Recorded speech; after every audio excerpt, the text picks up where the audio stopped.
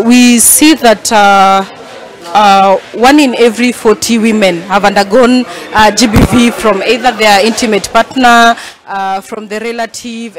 Very alarming.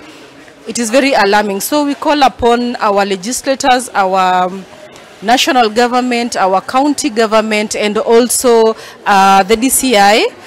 The DCI first on fast tracking, in getting the evidence and making sure that the perpetrators of these cases have been arrested, so that the person who has died can get justice, and also for all the other cases that women have been undergoing GBV, justice. The importance of this session is to ensure that these names are not just statistics. These are people who are loved by their families, people who mattered, and they'll continue being people even in death.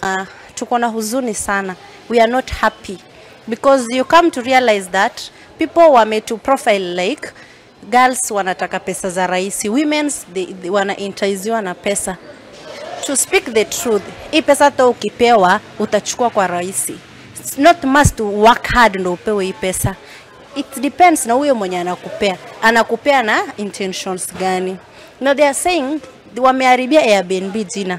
Airbnb is where you go, you make even business deals. So it's not bad if you want privacy to go and do your private things there.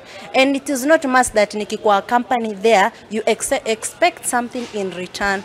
It is our plea that a president be set to end these senseless killings of women. The Jabdu Africa and Isiolo Advocacy Network remains in solidarity with all survivors of gender-based violence and their loved ones.